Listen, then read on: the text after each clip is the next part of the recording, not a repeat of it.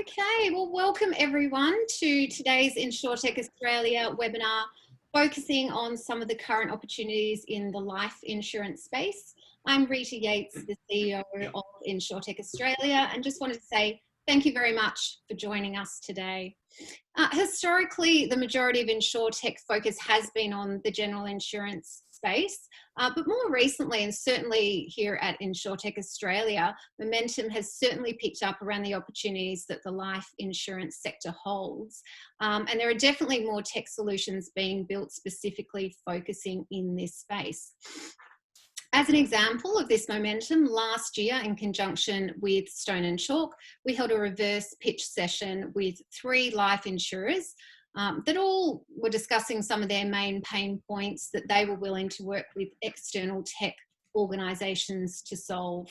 So during today's event, we'll be discussing some of the areas of life insurance that are ripe for change. We'll be hearing from 3 InsurTechs that are operating across different aspects of the value chain.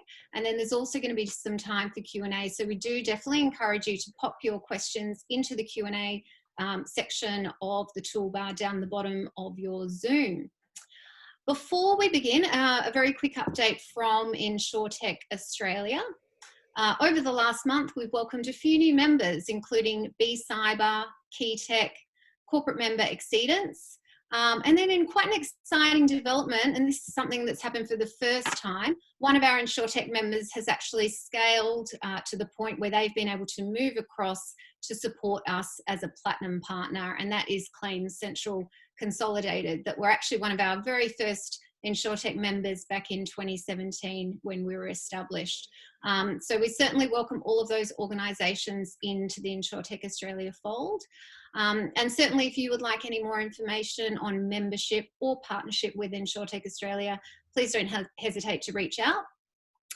As well as that, if you'd like to hear more from InsurTech Australia, you can sign up to our newsletters to find out what's going on in our space. And certainly you can follow us on LinkedIn, listen to our podcast, or subscribe to our YouTube channel, which is fairly new. So lots of options there for you. We also have a few other events coming up in the not too distant future. We have 2 events coming up with DLA Piper, one of our partners. Those events are for members only. We're also participating in InsurTech Connect Global, which is between the 21st and the 23rd of September. Traditionally, that's obviously been a very large face-to-face event held in the US. This year, it is virtual. So InsurTech Australia will be participating by way of a virtual delegation as part of that event. Then in October on the 21st, we're running our event with Macquarie Bank, which is focusing specifically on the intermediary and the broker space. And then in mid-November, we're also partnering with Stone & Chalk to run an event specific to cyber security. So that pretty much wraps up our updates. I am now going to hand over to the moderator for today's session, which is Vanessa Dobson. I know that many of you are already very familiar with Vanessa, incredibly experienced in the life insurance space and has been a champion in InsurTech for a number of years now. So thanks, Vanessa, and I'll hand it over to you now. Wonderful, thank you, Rita. And a very warm welcome from me as well to all of you who are joining us today. We have a great cross-section of industry experts and thinkers. So thank you for spending some of your time with us today. Now it's likely that you have already checked out the profiles of each of our panelists that are here today. And if not, I would encourage you to do so. And also keep in mind, as Rita just mentioned earlier, we will have an extended Q&A session later on, so in about half an hour or so, and we would love to hear from you so that you can be part of this conversation as well.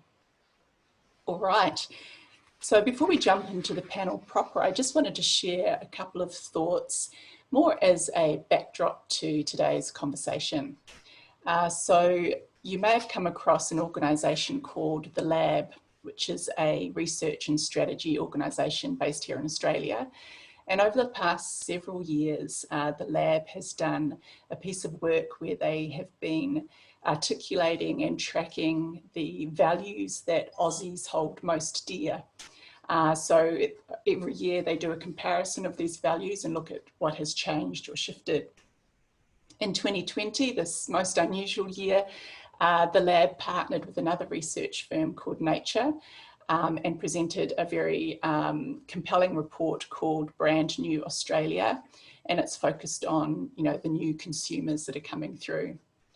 What I found remarkable about the study is that whilst Aussies are generally grouped into 5 different cohorts, in the top 2 values that each of those cohorts held dear, these were mentioned in their top 5, were honesty and safety. So I'll just leave that there as a thought, as a backdrop to today's conversation. And the second piece of research to back this up is the recent 2020 InsurTech Ecosystem Report, which InsurTech Australia partnered with the wonderful people from EY to produce again this year. In that report, there are half a dozen critical get rights, pieces of information that came forth through the survey and the research that was done. And there are 2 key ones there that I wanted to mention. The first one fits into the sort of finance and strategy bucket, and that is that there has been, or there needs to be, a recognition that InsurTech solutions actually solve business problems. I'm convinced of that. Hopefully you are as well, but there is more to be done here. And the second key critical get right relates to systems and technology, and that was around overcoming the siloed approach to products, technology and delivery management. So I'll just leave those 2 pieces there as a backdrop for the discussion today. And our initial question, which I'm putting to all of the panelists to answer, in a way we're going to get right back to basics here, and if anything that we've learned from 2020 is about getting back to basics and what really matters. What is it that the insurance industry actually does, and in what ways do insurance providers meet customer expectations, and do you believe that insurance is aligned with those top 2 values that Aussies hold dear, for example, honesty and safety? And so I wondered, Brett, if we could begin with you. Yeah, well, I think, yeah, when you look at what insurance does, or life insurance does, it's the pool of many supporting the unlucky for the benefit of the community. So I think as an industry we're doing quite a good job. We've had another record year in claims paid. I think it's 5 years consecutive now in claims paid as far as records go. And as far as providers meeting customer expectations, I think that we've got by nature, life insurance is complex, and it does involve a lot of trust as well. So I think we can do a better job at making the journey simpler for clients and easier to access. But all in all, just going by the claim stats, I think we're doing a good job. But on the other hand, with the declines in new business and things like that, and the retention of policies reducing, i.e. lapses increasing, I think that there's a bit of a disconnect there that we need to do better. Great. Okay, thanks, Brett. And Naby, with Coverhero, obviously you're playing more in the personal accident and health space with your current Hustle product. But you've been able to observe what's been going on in the broader industry. What do you think about those key points about honesty and safety and customer expectations? I think, insurance industry by nature is a very noble industry. It's designed to protect people. It's designed to prepare for unprecedented events. And I think we can all agree that there's huge room for growth from an industry perspective, both technology and removing some of the silos and fragmentations in order to create better customer experience. It's in terms of integrity, the philosophy is really great. And I think the execution fails due to a number of reasons that the industry faces. And it's moving towards the right direction. the speed is very slow, and which is understandable due to the nature of the industry and the size of the industry, the complexities of the industry. So I guess the startups don't have a lot of those challenges that a big company would have. So startups can move faster, but it's a very collaborative, interdependent industry. You can't exist in the industry on your own. So if one part of the value chain is slow, it slows down the whole value chain. So it is an industry that requires the industry as a whole to innovate, collaborate, move faster to actually deliver on those key values. Fantastic. And Andy, Naby very kindly used the word integrity just there as integrity, the representative for Integrity Life. What are your views on the values that Aussies hold dear and how we're meeting customer expectations?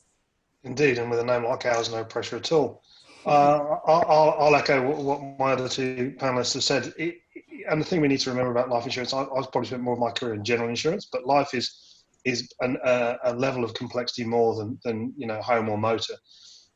So there's a corresponding.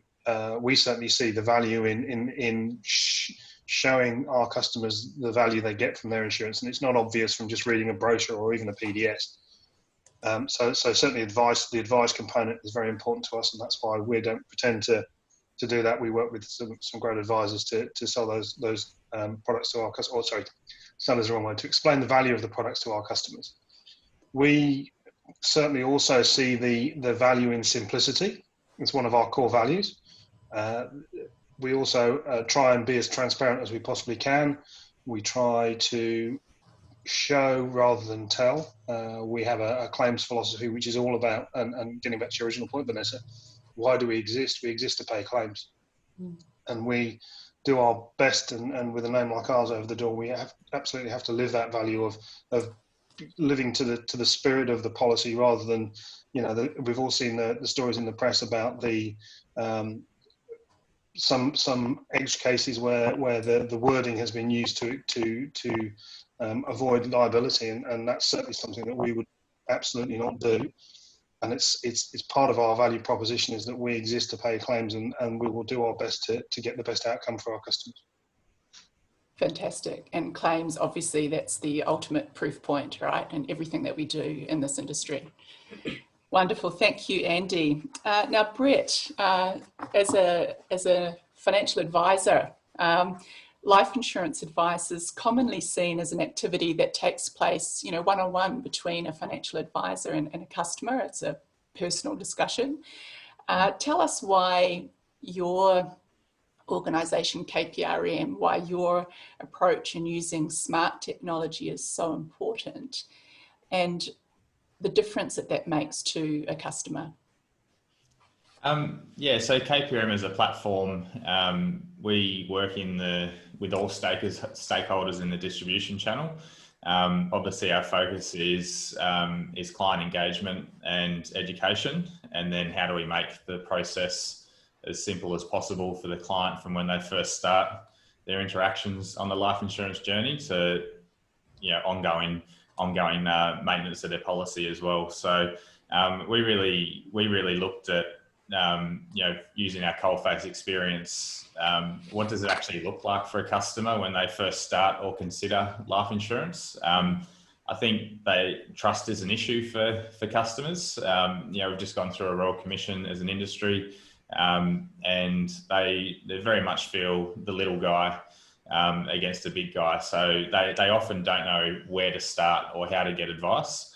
And also it's hard for them to access or perceive the value of a quality policy as well. So, what's the difference between, something they get automatically in their super and they think they're adequately covered versus getting a proper retail policy and things like that. So, and often they don't understand why they need to be covered as well. They know that they have some kids and they have a mortgage, but when it comes to actually working out a level, it's often, if a consumer does it by themselves, they throw a dart at a dartboard and go, "Oh, that'll do."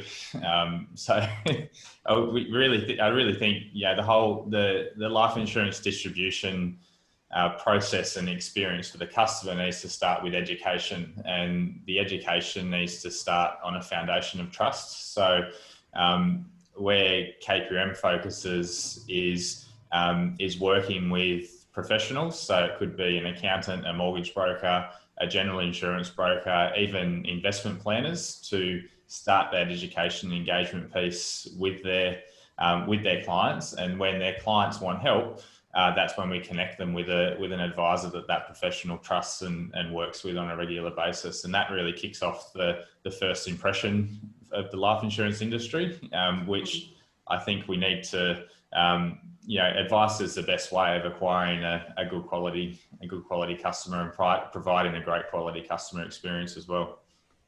So yeah.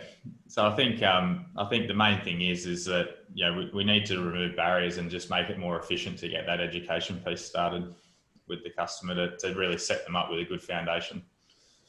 Fantastic. And I've bored you with the story before, Brett, but my dad is a financial advisor for many years. So I've heard, at close quarters, the benefit of good advice to people who've been through difficult times. And I'm sure that that's what you and your colleagues offer as well. Great. Exactly right, yeah. So Naby, this year, Coverhero launched a market first in the personal accident and health product arena with your Hustle product. And this is aimed at gig economy workers, of course. And some of our listeners may not be aware that income protection type products have not been available to gig economy workers before. So this is quite a significant shift. Tell us about the drivers behind Hustle. A lot of the drivers, and I think with any founder or entrepreneur, there's a backstory, and I don't think we have time to go into the whole backstory. Being an entrepreneur myself for so long and being the ultimate gig economy worker, the perception around the gig economy is just Uber drivers, which is not true. Gig economy is micro entrepreneurs, could be academics, the casual workforce, sole traders. So anyone that is working for themselves that has a whole range of financial insecurities that they face. And the industry of finance, not just insurance, has not really adapted to catering to this segment, and the segment was seen as a micro segment and didn't get a lot of attention. But MasterCard predicts that by 2025, 40% of the global workforce is going to be gig economy. So therefore, we need to think about what are the challenges of catering to this segment. So it was very easy to design the product because I've lived that all my life. I think I've been in full-time employment only for 2 years or so, and finding solutions and creating the products goes beyond just creating insurance and cultivating a community to support the entrepreneurs, to support self-employment, whether it is by choice or whether it is out of necessity. So it's a very holistic way, and that's what really drives me. So we say, the product is designed by hustlers for hustlers. Mm-hmm. Excellent. And Andy, Integrity Life entered the market a few years ago now, and arguably at a very challenging time for the life insurance industry. But you entered the market and led with a digital first capability. Given that your products are distributed through advisors generally, what business problems has Integrity Life solved for advisors, and how do you see that flows on to customers? Indeed, and our timing was immaculate. I think you'll agree. So we've been in the retail space since officially, I guess, early 2019. But we started before then with some detailed research into the advisor and customer experience and what service and capabilities they got from traditional insurers and what pain points they had with those. And we've designed our offering pretty much around those pain points, and we've focused very much on that customer experience.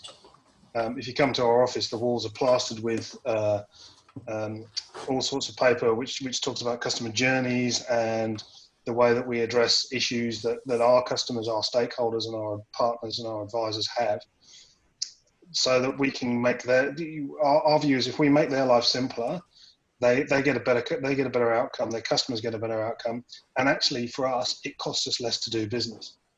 Because we're not putting impediments in the way, the process of having a life insurance policy is actually a lot easier for everybody. We've also tried to build in a sort of feedback loop into the way that we do work, and particularly in my area around technology is, you know, you think something might be great, but until you've actually put it out there in the real world and people have used it, you often don't know, and you can be wrong in your assumptions. So we have a fairly strong feedback loop, and built into that, obviously from a delivery perspective, we're fairly agile, and we try and roll out changes as quickly as possible. We work in 2-week sprints. I'm again not saying anything that's new outside. It's kind of new for the life insurance industry, but not necessarily for the technology industry. So we're trying to bring into this world some of the lessons that have been learned in other industries to get a better outcome for us, for our customers. You know, if we get a better outcome, our customers get a better outcome, and everyone's happier, and we all make lots of money, which is great. I think that's a really key point about learning lessons from other industries, right? And we can see this over and over again in other unrelated industries, you know, music, sports shoes, all that kind of thing, bringing in those lessons. But I wonder if the story around integrity is about that key idea of making the complex simple. It seems that simplicity is a key value for you and your team. It is, and I'll be honest, it's hard. When you have a complex process and a complex product, we're trying to make it as simple and as easy as possible, but cope with all the combinations and permutations that you see in an industry like ours. Yes. If you look in the distribution space, the different operating models, every time I talk to, or our colleagues talk to a different dealer group, they all have slightly different models, and you know, you have to have something that works for everybody, but then it still gives everyone a great outcome, and that's the challenge. Yeah. Yes, it's a great challenge. Yeah. Okay, thank you. Brett, back to you. So you interact directly with customers frequently, you and your colleagues, and I imagine that some might want to have all of their kind of finance and insurance needs dealt with in one spot, right? Like a one-stop shop, you know, general, life, etc., etc.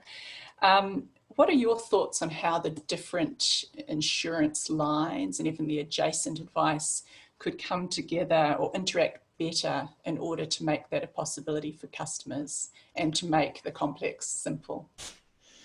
Yeah, I think as you know, the term financial services, it covers a broad spectrum of things, and we do very much operate in our own silos. And I think that regulatory movements and red tape are pushing us to work more towards more within our silos and specializations. So I think you know, and that's not necessarily a bad thing, because it means that everybody does their specialist bit very well, and they're not trying to be a jack of all trades.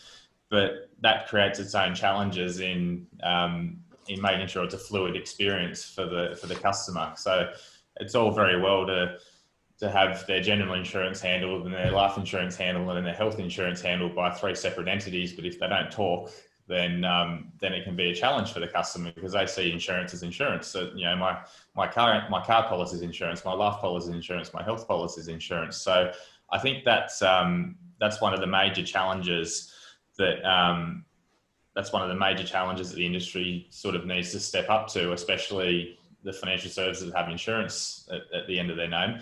To, you know, really increase that fluidity of the experience for the customer, and making it easier for them to connect and get their needs in one go, even if it is facilitated by different specialists. Yes. Okay. Yeah. Again, all those layers making sense to the average person on the street can be tricky to navigate for most. But yes, I think we could do better in terms of making that more approachable for most. So Naby, Coverhero as a kind of non-traditional player in this space, you have the opportunity to approach customers in a different way, in my view, than what the traditional insurers do. And so could you tell us a little bit more about the community building approach that you and your team have taken, and the types of interactions that you're having there?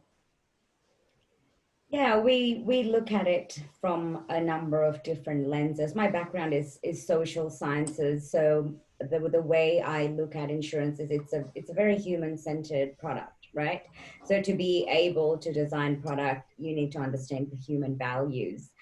So what you see in my background is called Balance Wheel, looks at 8 integral segments about our lives. And the purpose is to enable people to build micro habits so that they can improve the quality of life. And there is an amazing connection to insurance, because ideally, if nobody lodges a claim, that's the holy grail.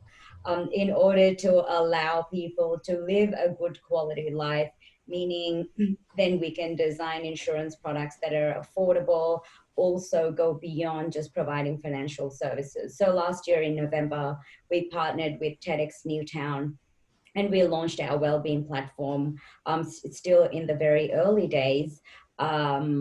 And we got 200 people using the Balance Wheel, and we got incredible response and incredible engagement. So that's one thing we did last year. And currently we have another community-based challenge in the market, which is called Walk It Off. It is to encourage entrepreneurs and self-employed people to have a conversation about mental health and remove the stigma around mental health, which is one of the biggest things that the knowledge workers face, is around mental health and burnout. So this kicked off about 5 days ago. We have over 200 people signed up to the challenge, and they have to complete 30 days of walking and have a dialogue and a conversation about it. So every quarter we try and do one big community engagement event. In the middle of lockdown, we launched Hustle Chat. And the reason why we put Hustle Chat together was to democratize business education, to get thought leadership, make it mainstream, and for people to learn, and building a community to support self-employed people on top of building insurance and technology. That's a really interesting approach, and you've actually taken me through the Balance Wheel once before, which I found really interesting and insightful, because you are bringing together a holistic view in a slightly different way than you might encounter elsewhere. So I would recommend anyone in the audience who wants to learn more about the Balance Wheel to make contact with Naby. I'm sure she'll love to take you through that as well. All right, Andy, you know, as a new insurer, Integrity Life, you're a relatively new insurer, legacy systems are less of an issue, I would say, for you than for many of the other insurers already established. I hope so. You'd hope so. In what ways has Integrity partnered with perhaps other InsurTechs or others to develop your approach? And how do you think Integrity's approach nudges the dial in terms of customer experience? So when we started putting the company together, we obviously did. We need some systems. We need some capabilities. So we did a market scan, and it's an interesting space, Life, because the incumbents have systems that they've been running for 20, 30 years, and every time they think about replacing them, they sort of dip a toe in the water and then back away very quickly. So we were faced with an issue where we didn't actually have a ready-to-go solution in the market that we could just pick up and use. So we've actually had to use a number of different solutions, and we've got them from various places to actually put together our, and again, we're only talking about core systems here. So we're talking about the core applications that run a life insurer. And we basically made the conclusion that there wasn't anything out there that did what we needed to do and that was modern enough and flexible enough. So we went for, again, nothing that's particularly scarily new in technology, but certainly new in this kind of world, and having a multi-level architecture so we could plug and play. You know, we've used some innovative technologies, again, some more traditional than others. I'll give you an example. Our underwriting engine is Underwrite Me from Pack Life Wright, which is, you know, best in class in the industry, and enables us to, we looked at a whole range of underwriting engines, and they're all basically, you stick them on a computer in the corner of the office, and every now and then an underwriter wanders up and types stuff in and gets a result out at the end. We wanted something that was much more interactive and that had a modern technology platform that would work via APIs, and we could basically integrate it as part of our system. But also then, if something better comes along, not of course there will be, if anyone from Underwrite Me is on the call, we could pull it out and replace it with something else. And we've gone for a plug and play architecture. And that enables us to look out at the market and look at InsurTechs particularly and say, okay, that if something, when something good comes along, we can actually build it into our environment without the huge cost of change that you would have in a legacy environment. That's one of our strategic advantages. We made that choice consciously so that we can we don't want to build something that's leading edge for 2019 or 2020 and then stick with that. We want to be able to evolve and change over time so that we're always ahead of the curve and offering class-leading and industry-leading capabilities to our customers and our advisors and our partners. Yeah, fantastic. And it's encouraging to hear that. I think even in the last probably 5 years, the way that tech has advanced to enable API-driven plug-and-play architecture, etc., that will allow insurers of the future or today and of the future to take a more modular approach, right? So hopefully if you've got pieces that are not working, it's not going to be a 3-year project and $25 million to decouple that from the core system. So absolutely, really but if my CEO and the board are listening, it still does cost money to change things. Of course, but hopefully not 3 years to get that done. But less, yes. Absolutely. Fantastic, thank you. So Brett, you gave us a little bit of a rundown earlier about KPRM's approach and what you're doing there. I'm just wondering if we could loop back to that kind of purpose of insurance that we talked about earlier, why we exist as an industry and the expectations of society. In what ways do you think KPRM in particular provides ongoing value to your customers? So leading back to the purpose of insurance again, pool of the many supporting the unlucky. I believe that with complex financial products such as life insurance, it works best when there is that trusted advice piece sitting between the consumer and the product provider. Mm-hmm. I think if you look at the red tape and the regulatory issues that advice has had, especially with sort of like LAF reforms in the life insurance advice sector. So the production of new clients getting insurance is reduced when it's made more complex and more expensive to deliver advice. So KPRM is all about making it easier for that consumer to get started on the advice journey.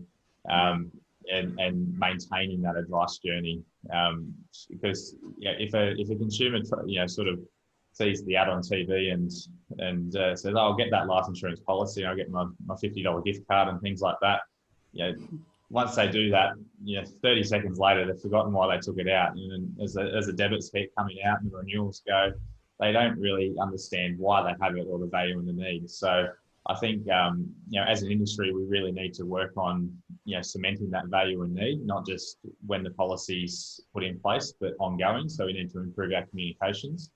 And that's how KPRM's operating. So we're there for that initial touch point and leveraging trusted relationships with their clients, professionals that they use, like accountants, mortgage brokers and the like. We're there nurturing that advice relationship with the advisor at the start, and then we're also helping the advisor maintain the relationship and working with product providers as well, the actual life insurers, to make communicating with that client a lot easier and maintaining that client, retaining that client as well. Great. Yeah. Okay, thank you. And just a reminder to those listening in, we've had a few questions come in already. Please feel free to add those into the Q&A section. There's a little button down the bottom of your screen, and we'll come to those in several minutes. But firstly, back to you, Naby, and we've talked about distribution channels a little bit here. With respect to new distribution channels, what are your views on the use of digital platforms as a way to build out an ecosystem of offerings for consumers and have that across the entire value chain, for example? I think that is the ideal goal that we're all trying to get to, right? Is an embedded or point of sale kind of insurance that requires really carefully well thought out, simplified products built in a way that it could support one from a technology perspective. Then looking at the various different distribution channels where insurance have not been distributed, for example, the segment that we're playing in, the marketplaces, or the share economy, you have a whole range of players, from trades platforms to knowledge workers platforms, and the risk of these platforms are different. So we built a platform to be able to distribute it across those platforms depending on the type of the workers. So on our direct channel, people can go to hustlecover.com, and then pick their job occupation, whether it's a YouTuber or an influencer or a yoga instructor or an Uber driver. The prices are different because of the various different variables that are used. So that is the way of the future. But to be able to do that, I think there is less resistance from the segment that we're in, because it has not had insurance distributed through those platforms that way. And if we look at Uber or even Airtasker, which is kind of not, it's not the knowledge workforce, it's not embedded. They offer a sort of a group policy to the users, but it's still not integrated. So we have not seen an integrated insurance distribution in the gig economy marketplace. So it's still the very early days, and it's still in the first wave, but we get a lot of interest, and we're constantly, adding features to our product and trying to deliver and trying to integrate, also make sure that it is compliant, meets the requirements of the regulators. And when you do something really new, there's a lot of thought that has to go into, okay, how do we ensure it fits into the criteria? There's a lot of blurred lines, and figuring it out and moving carefully. Generally, if we were not in the insurance space, we would use the Facebook philosophy of, move fast and break things. But in insurance, the cost of moving fast and breaking things is just way too high. So therefore, you have to move carefully, in a kind of a structured way. Yeah, breaking things comes with an enormous cost in our world. So yeah, smart advice. So Andy, back to you around, I guess part of the premise of this discussion today was how, at least in Australia, about 1 in 5 InsurTechs have a focus in the life insurance space. And I'd love to hear your thoughts on why you think that might be. And secondly, in what ways would you like to see that broader ecosystem collaborate to better meet insurance needs of customers? Sure, and I'll echo what Naby said. The innovation piece is important for us. We're trying to innovate, and in a regulated market, that's more complex than in other markets. And I think we need to recognise that. But I think there's also a role for the regulators to acknowledge that perhaps things do need to change, and to even provide some encouragement there. I think there's a role for the regulators in that. We certainly have that discussion with them on a fairly regular basis, and it goes about as well as you expect. But in terms of ecosystems and partnering, we recognise that we can't do everything, and we would be foolish to pretend that we could. So I think there is a bit of a, I've seen in other organisations in the industry, a bit of a not invented here syndrome. And I think, by very nature, the startups and the people involved in InsurTech Australia will not have that. And it's about, how do I add value, but also how do I integrate? And I think Brett's business model is a good example of that, is how do we bring people together to get better value for our customers?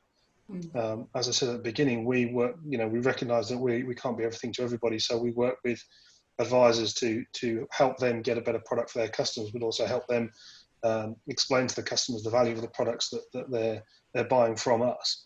We see the same in technology and in every other part of our business as well. We work with trusted partners in bloods and meds, in other parts of the business. We want to make sure that where we're doing that, we're working with people who actually add value to us. And I'll tie that back to a comment you made at the beginning about actually making sure that things we do add value, not just to us or to our bottom line, but also to our customers as well. Yes. Some of the things, and again, one of the things that we try and do is, where we're looking, and again, I'll put my technology hat on here, where we're looking at a piece of technology, it's not is it cool? Although that's quite nice sometimes. It's how's it going to help us to do things faster, quicker, cheaper, or better? And probably the focus on that would be the better, but certainly don't underestimate the faster, because the faster things happen, the less inconvenience we are to our partners and our customers, and the better outcomes they get. Cheaper's good because then that enables us to have a bit more flexibility in what we do. You know, one of the things that seems to be coming through a lot in the technology space is particularly around claims, is around that initial claims assessment, and automated claims classification is very important. We're looking around that space, and it's getting a lot of attention at the moment, but it's certainly not, there's nothing out there you can say, here's the system, here's a solution, we'll go and get that. And I think in those newer, more focused areas, for us, it's about how do we find a good partner. Our strategy, our go-to-market strategy, is not about let's go and buy a piece of technology and we'll tie them together. It's let's find a good partner who can offer a great service that we can work with and get a better outcome for everybody. Yes, and those good partnerships are really, really key here, right? Absolutely. And that comes back to even some of the points that Brett raised earlier in a different context, but that trust piece. Yep. And being able to trust that your partner that you're working with is driven by the same values in terms of providing value to customers. Yeah. Sure. All right. We're soon, we've got a few more questions have come through, which is fantastic. We will jump to those in a few minutes. I had a broader question, mainly for you, Brett and Andy, because it's a question we can't really avoid when we're talking about life insurance. Given the enormous losses that the life insurance industry has faced in these last few years, plus the ongoing premium increases, we can't not discuss sustainability, of course, going forward. Could this, if you want to call it a crisis or a challenge, if you're being a bit more positive, could this actually be a catalyst for true business model innovation in the life insurance market? I'm going to nod and say yes. I mean, I sort of alluded to this in one of my earlier answers, is we try and kind of innovate in the product space, and it's tricky because advisors in particular have a best interest obligation to their clients, and if your product doesn't offer a feature that one of the competitors' products offers, then they struggle to recommend you. There are circumstances where they can. I think having, what was it one of our product guys said a while ago, having a kind of two-tier product offering is certainly something we could do, but it's not something that would find any traction in the market at the moment. But to your point, Vanessa, I think some of these challenges that the market as a whole is having will start to drive some of that innovation. And I hate to sound like a crack record, but there's a role for this with the regulators as well. They need to recognise that there isn't a one-size-fits-all, and they need to support those offerings that kind of, you know, like Naby's product that offers something that isn't serviced well, because it's not part of the proposition for the incumbents. Yes. And your views, Brett? Yeah, I think the true business model innovation has started. Like we're seeing insurers like Integrity pop up and doing a good job at improving the mechanics of getting through underwriting and the actual customer experience once they've been recommended the product. We're seeing ongoing communications and customer retention programs increase and improve as well. I think the biggest overhaul is going to come in the advice and the distribution space. The way products are designed, the way they're priced, the way they're delivered, is all going to come under the heavy microscope and sort of be. I think at the moment, I think that it's sort of being smashed to bits and in order to be rebuilt. So with a lot of the changes that APRA is proposing and things like that. And I feel for all stakeholders, we're all sort of getting punched in the value chain at the moment with the losses and things like that. If you look at the consumer, they're getting hit with massive price hikes. If you're looking at advisors, they've had a quadrupling of paperwork to process, but their revenue's been halved. If you're looking at insurers, claims have gone through the roof, and if we rationalise our products, or change a price or increase a price, and they've got first mover disadvantage, and then you've got the reinsurers sitting there saying, well, we're the ones sort of underwriting this pool, when's the leak going to stop? So I think the innovation started, and there's going to be a few more tears before we see improvement. But yeah, I'm hoping to be a part of that change, just to make sure that we get the right outcome, because I don't think, for example, the changes proposed to income protection, smashing out benefits to make the policies harder to claim on and deliver poorer customer outcomes is the right way. I think we'll end up in front of another Royal Commission if that happens. So I just think we need to be smarter with our pricing, smarter with how we source clients. As I said, there's been a lot of innovation in the mechanics of, okay, once the client's got to, I want this policy, how do we get them through underwriting quicker and all that sort of stuff? But the actual innovation of how do we reach new customers, how do we educate new customers, how do we leverage trusted distribution relationships to help maintain the relationship with those customers and those touch points and things like that. I think that's where the innovation will happen, along with the regulatory and product side as well. Yeah, I'm encouraged to hear that, and I certainly hope that you're correct, and that together the different players can move forward in terms of innovating, because as Naby mentioned earlier, we're all interdependent on one another. Nothing can really be done independently in this kind of broader scenario. Fantastic. Okay, we're going to jump to Q&A. We've got a number of questions here, so I'm just going to try to pick out the best that we can answer in the several minutes that we have left. There's one here directed to all of the panel, so I'll begin with that one there, and it's to do with claims.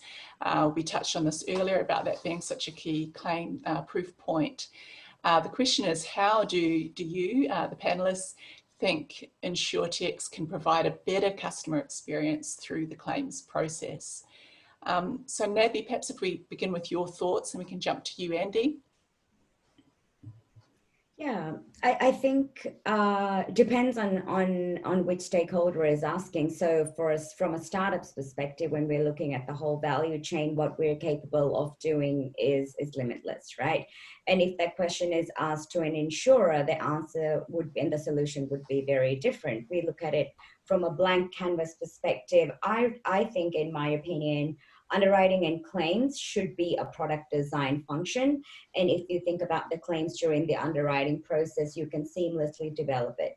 Now, in the industry, that wasn't the thinking, and the fragmentation exists because the underwriting teams and claims teams don't integrate and don't speak to each other. So do we want to put a Band-Aid on it, or do we want to fix the root cause problem and pick which direction to go?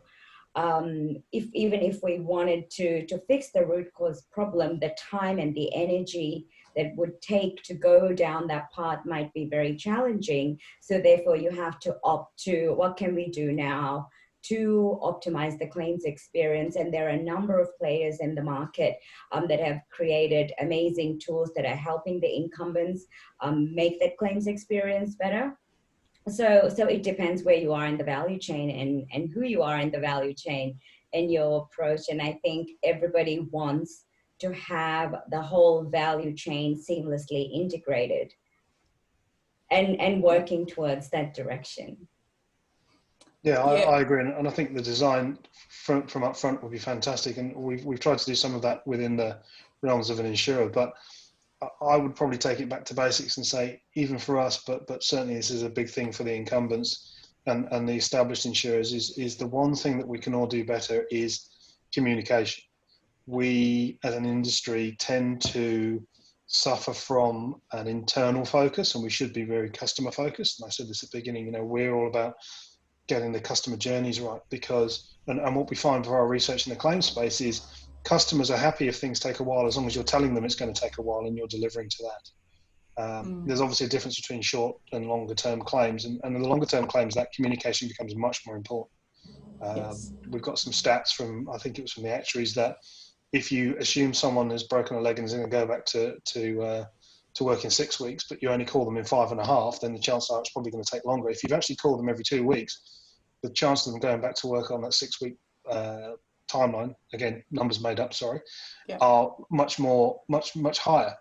And it's about that communication, saying, how are you, what do you need, rather than waiting until the end of the process to talk to a claimant, you actually talk to them throughout it. You get much better outcomes. They have much better, higher customer satisfaction figures, and everybody can do this. But and it gets back to a point I think that Naby made about silos, because organisations are siloed. Your average claims experience is bad, not because the insurer wants it to be bad, but because they're inefficient. Yeah, there's some huge efficiency gains to be made in the claims process, of course, and despite fantastic work by a whole bunch of claims assessors across the industry who actually do care about the customers they're dealing with. But if they aren't provided with the tools and processes to support them to do that well, and the data reporting to show what's happening, it becomes really problematic to do that, especially on those long-term claims. Yeah, I'd agree. Yeah. So Brett, I had a specific question for you from one of our audience members. I think it was in relation to my question to you about perhaps the one-stop shop kind of example I used. And the question is, isn't it better to be able to negotiate individual products based on needs and specialists that offer those than a bundled product that includes GI and life and others? Yeah, that's what I was referring to. So, I think the industry in terms of financial services and insurance is moving towards specialisation, and one-stop shops won't really exist. And it's essential that, to provide a fluid customer experience, that those specialists can talk to each other. So, once we've negotiated the general insurance, then there's a clear path to getting the life insurance reviewed. And then once the life insurance is reviewed, there's a clear path to, is your health insurance up to date and things like that, rather than operating in silos. So yeah, I don't suggest that everything needs to be one-stop shop. I think it actually is better for a consumer when the specialists look after their own patch of turf. Yeah, okay, yeah, great. And another question here. So the talk of silos is interesting. How do insurers suggest InsurTech approach them to get around that, perhaps that internal lack of coordination or alignment within an insurer? And that's, for example, where the InsurTech has relevance across an insurer more broadly and the value may not be known. So I wonder if I could throw that to you, Andy, as the representative of an insurer. As the insurer, so and I think it's different for different organisations, and it's about that internal focus rather than external. So for us, it's quite simple. We have the luxury of being quite small and new, so we can look at things across the business. If you go to some of the big players in this space, that's incredibly hard, and I don't necessarily think there's a simple answer I can come up with in 3 minutes to suggest that. It's about it's not a technology problem. It's a people and organisational complexity issue, and I'm going to say good luck, because I don't know. Yeah. All right. Now we've got just a couple of minutes left. Really, I thought that there was a question here about partnerships. We had alluded earlier to the EY InsurTech Australia report, which talks about partnering to deliver value, and so I wondered if each of you might have a very brief example of a partnership. You don't necessarily need to name names, but a partnership that has worked for you, and what the key factor behind that has been. I'll start. That's fine. Yeah. Yeah. So obviously, partnership is very important for our platform. So we're a B2B to B2C, as far as insurer to advisor, and even the advisors licensees as well. They're on our platform, through to professionals, through to their clients. So it's very important that we partner with the advice providers, that we partner with the professionals who have that trusted relationship with the clients, and that we keep licensees and insurers up to date with what's happening in the channel as well. So a key success for our partnerships was finding a business that obviously had a problem that we could help solve, and then working with them to implement that solution and make sure it's successful. And we really focused on having a foundation partnership with a big player in the industry, basically, and making it work with them, proving it works with them, and then going out to market from there. So Wonderful, great. And Naby, a great partner that you've had? Yeah, with partnerships, the number one thing that we look for is cultural fit. So we try to partner with certain players in the market, and it wasn't a great cultural fit. So I want to give big shout out to Ben Webster from Agile Underwriting, who is our underwriting partner, and it has been an incredible experience. Just the opposite of what we were trying to do before. So we were planning for a launch in August last year, which miserably failed because the partnership failed. And it was very costly for a startup to go through that experience, like 6 months of money that we will never get back. And for an incumbent, it's just business as usual. So that was very, very painful. So then, going to Agile and speaking to Ben, and the support and the continued support is just incredible. Wonderful. And Ben Webster, he is a legend in the market, but that sounds like a fantastic partnership. And how about you, Andy? So I'll echo what the other two have said about aligning on values and goals. And I'll probably put a slight spin on that. And the one thing that we need to remember, and this is more of a throwback to my days working for big companies, is that you need to also have that alignment around financial goals as well. So going out and finding a partner who's the cheapest isn't always the best. It's about finding a partner who can give you that value for money. And value for money is not necessarily, say, the cheapest one. The example I'll give there is we're using Underwrite Me, which is industry leading and comes with an appropriate price tag.